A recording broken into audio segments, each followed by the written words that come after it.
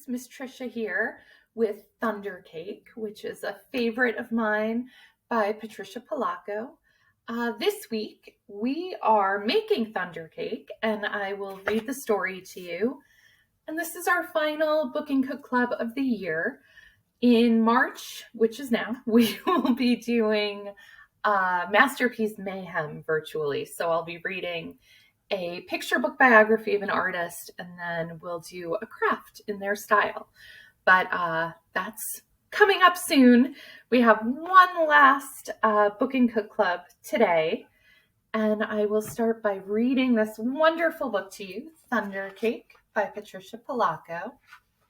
And I just want to read the dedication because it talks about where the idea for the book came from.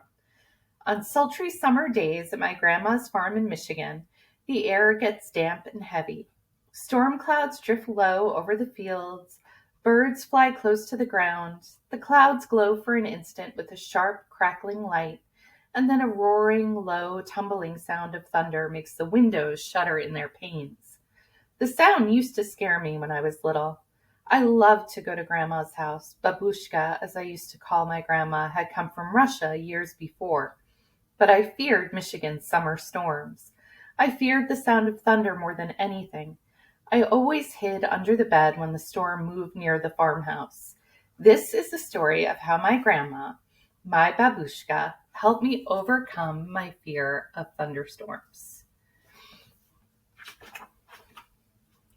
Grandma looked at the horizon, drew a deep breath, and said, "This is thunder cake baking weather all right. Looks like a storm coming to me." "Child, you come out from under that bed. It's only thunder you're hearing," my grandma said. The air was hot, heavy, and damp. A loud clap of thunder shook the house, rattled the windows, and made me grab her close. "Steady, child," she cooed. "Unless you let go of me, we won't be able to make a thunder cake today." "Thunder cake?" I stammered as I hugged her even closer. "Don't pay attention to that old thunder, except to see how close the storm is getting. When you see the lightning, start counting, real slow. When you hear the thunder, stop counting. That number is how many miles away the storm is. Understand?" she asked. "We need to know how far away the storm is, so we have time to make the cake and get it into the oven before the storm comes, or it won't be a real thunder cake." Her eyes surveyed the black clouds way off in the distance. Then she strode into the kitchen. Her worn hands pulled a thick book from the shelf above the wood stove. "Let's find that recipe, child," she crowed as she lovingly fingered the grease-stained pages to a creased spot. "Here it is, thunder cake."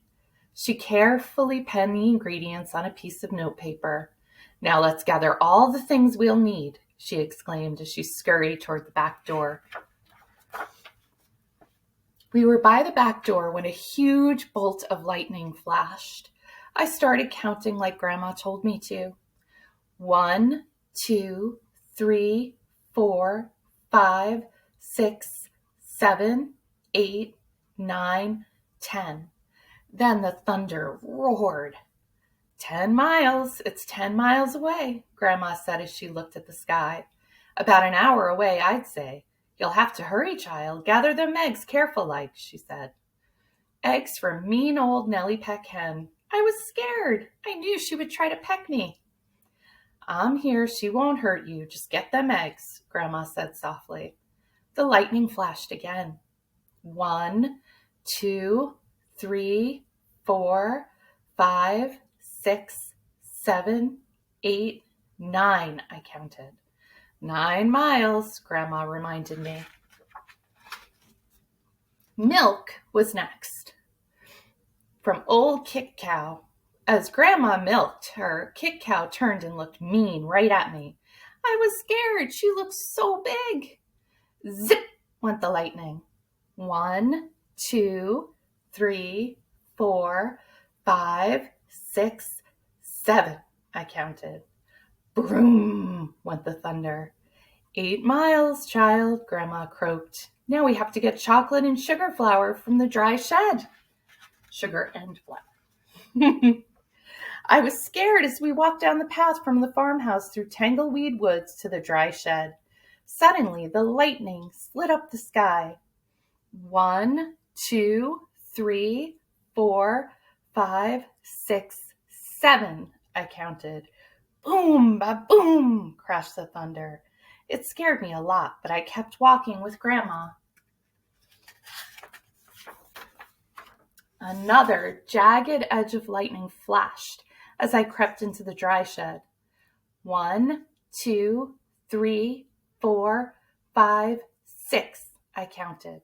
Crackle, crackle, boom, kaboom, the thunder bellowed. It was dark and I was scared. I'm here, child, Grandma said softly from the doorway. Hurry now, we haven't got much time. We've got everything but the secret ingredient. 3 overripe tomatoes and some strawberries, Grandma whispered as she squinted at the list. I climbed up high on the trellis. The ground looked a long way down. I was scared. I'm here, child, she said. Her voice was steady and soft. You won't fall. I reached 3 luscious tomatoes while she picked strawberries. Lightning again. 1, 2, 3, 4, 5, I counted. Kabang! Boom! The thunder growled. We hurried back to the house and the warm kitchen, and we measured the ingredients. I poured them into the mixing bowl while Grandma mixed. I churned butter for the frosting and melted chocolate. Finally, we poured the batter into the cake pans and put them in the oven together. Lightning lit the kitchen. I only counted to 3, and the thunder rumbled and crashed. 3 miles away, Grandma said, and the cake is in the oven. We made it. We'll have a real thunder cake. As we waited for the cake, Grandma looked out the window for a long time. Why, you aren't afraid of thunder. You're too brave, she said as she looked right at me.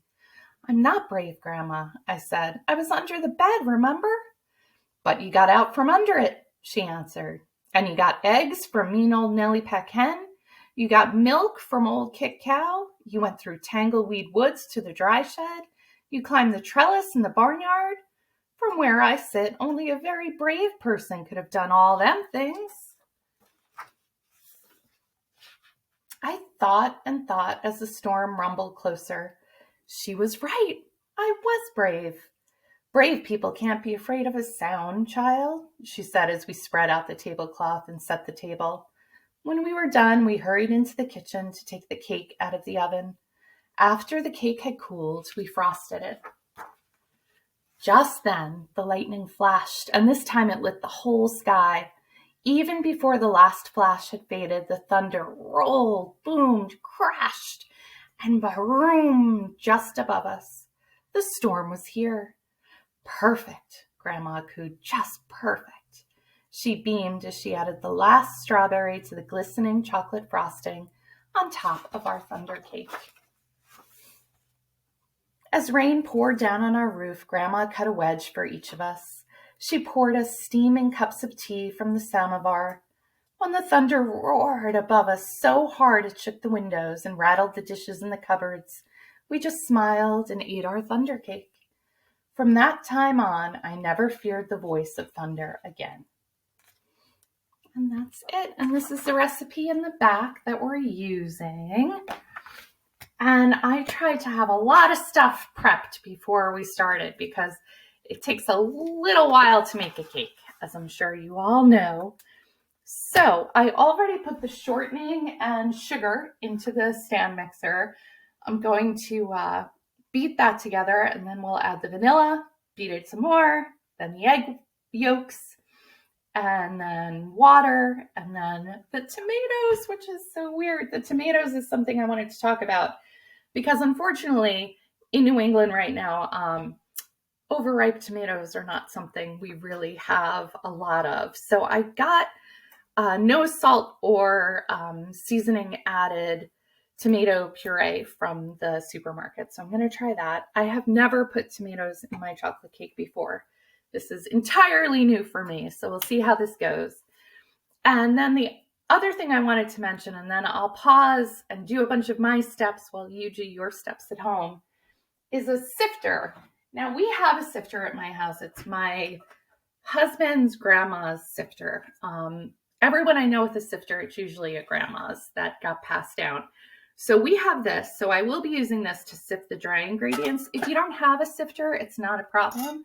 You could just use a whisk or even just the tines of a fork. You just want to aerate those dry ingredients. So I'm going to pause, everybody. I'm going to do a few steps, and then we'll pop back in and see where we are, see how our cake's going and how everything looks. Hello. Now, something else I had wanted to mention was the shortening that the recipe calls for. The cake needs a fat in it, and this recipe calls for shortening, which I happen to have because I use it for molasses cookies. But if you don't use shortening, butter will work too. That should be totally fine. Same thing with flour. It calls for cake flour, which is just kind of lighter and gives you a little bit of a less dense cake, but all-purpose flour would work fine. Now, I have the egg whites, which I'm going to fold in. The rest of my wet ingredients are already mixed. And I use the KitchenAid to mix in the other wet ingredients, but I just want to use the spatula to fold in the egg white because I don't want to lose all that nice air that's in there. And then this is my sifted dry ingredients. And I'll add this probably in like 3 different batches. And stir that in. And then I'll put it into my cake pans. And I definitely am not making the chocolate frosting from scratch. You absolutely can. I'm sure it would taste delicious, but I just got some chocolate frosting from the store. I did get strawberries though, because I think that'll be really good on the top. So I'm going to finish mixing up my ingredients, put everything in the oven, and then hopefully I'll have a nice, beautiful end here for everyone where I'll show you the cake and how it turned out. And I hope if you're making a thunder cake, it turns out really, really well also. Thanks. I'm back. The cake is still baking. I'm realizing that it would probably be a couple hours of keeping this laptop propped on a pot and in the middle of my kitchen that I'd have to wait before the cake cooled enough for me to be able to frost it and decorate it. So instead, what I'll do is I'll make sure I take a picture. I'm hoping it will end up looking like the beautiful thunder cake in the book, but we'll see. And I hope you had fun cooking with me today and listening to the story. If you don't know Patricia Polacco's books, please check them out. They are wonderful, wonderful stories. And I think that's it. Thank you for cooking with me all month. And I look forward to doing some really fun art projects and learning about some really amazing artists. So have a wonderful, wonderful day. And I will see you all at the library.